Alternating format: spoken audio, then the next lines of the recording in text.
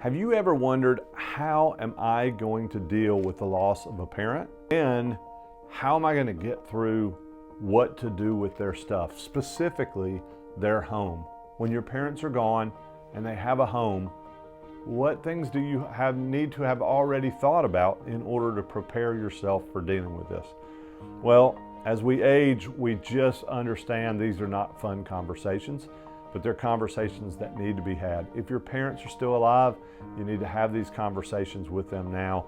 You also need to have them with your spouse, about your spouse's parents.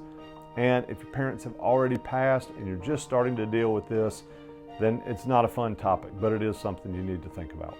So, what advice can I give you, and what things do you need to consider when your parents are gone and you have a home that was theirs? Well, a lot of this is going to depend on whether you have siblings, and if you do have siblings, you're going to have these same conversations with those siblings.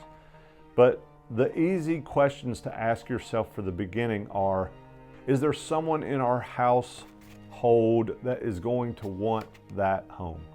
Do we want to move into the house that I grew up in as a child, or does my sister want to purchase our equity in that home so that they can live in the home that our parents just bought 3 years ago? Is there someone who is going to want that, or maybe multiple someones? Well, I want it, but so does my brother. Those questions need to be thought of ahead of time so that you can have conversations about them, so that the decisions are already made when mom and or dad pass away. And you don't want the emotions of the moment of mom or dad being gone to cause issues between siblings or cousins because someone thought they were going to get that house, but they'd never had a conversation about it.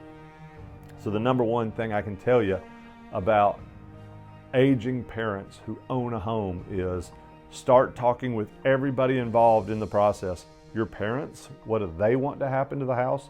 Do they already have in mind for one child or another to get that house? Or start talking with your siblings, cousins, other family members that may have an interest in that home, and make the decision ahead of time. As of this moment, if mom or dad should pass away, this is what's going to happen with the house. It's super important to do it before they're gone and you're in the middle of all of that heartache and drama. So that's the first part. The second part is, do they have a mortgage? Do mom and dad currently owe money on their home? If they do, someone is going to have to satisfy that mortgage. You can satisfy a mortgage through using cash to pay it off, through refinancing it into somebody else's name, or through selling the home. Those are really your only three options. If they have a mortgage and that mortgage company expects to be repaid, or I guess you could just let the house go into foreclosure and let the other company take it back, but you don't want to do that because you lose any equity that they have in the house. So if a sibling wants to purchase that home, they can buy the home from the estate. They can buy the home from you. They can buy out your equity. They will need to get a loan in order to do that, or pay cash, whatever the case may be. But the mortgage company that is owed money on your parents' home is going to have to be satisfied in order for the title of that home to move cleanly from your parents to whoever else is involved. What happens if it's a forward mortgage, a regular mortgage? Well, you could continue to make the mortgage payments on that house until a decision is made. The mortgage company probably is not going to call that mortgage note due and say, hey, both our guarantors on this mortgage have died, we want you to pay it off, because if you make the payments and continue making them, they're probably never going to know. Now, you might have a tough time talking to the mortgage company because you're not the one whose name is on the mortgage. If your parents have already passed, it could be a challenge to talk about them. But if you have your parents' death certificate and you can show that the house is coming to you, even that hurdle can probably be overcome. So make your plans ahead of time. Who's going to get them? Prepare for the mortgage. Now, what if they have a reverse mortgage? If you've never heard of a reverse mortgage is essentially a mortgage available to older people who have equity in their home that allows the equity to sort of make the interest payments for them.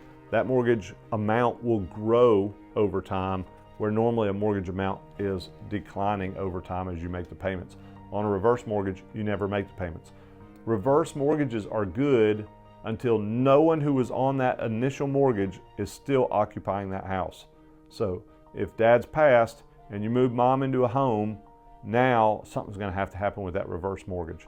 If mom and dad have both passed, something's going to have to happen with that reverse mortgage. They're not going to let you just keep making the payments like you were mom or dad.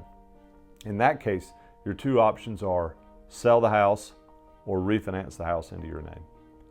I would just love to stress to you the importance of making these decisions ahead of time, because if you wait and you're dealing with the drama of a lost parent, you're going to be in no place to make these decisions. So I encourage you to talk to your spouse, talk to your siblings, talk to your cousins, anybody who might have an interest. Talk to your parents if they're still alive, find out what their desires are, and then put the things in place so that somebody is ready to either sell that home or refinance that home when they're gone. If you need to sell the home, you're obviously going to have to find a real estate agent. I would strongly recommend using a realtor. Don't try to sell it yourself. And if you're going to purchase that home, there are two ways to do it. If the home was given to you as part of the estate, you'll still need to pay off that debt, but you can do that through a refinance. If, however, there are multiple people that are dividing the estate, you may have to purchase that home from the estate. The good news is, if part of that estate is yours, you can use the equity as your down payment.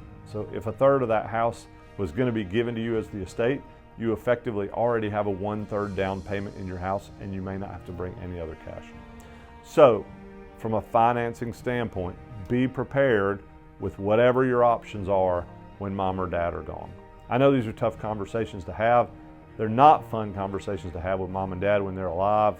They're very difficult conversations to have with siblings and cousins after mom and dad are gone. I would encourage you to have them now.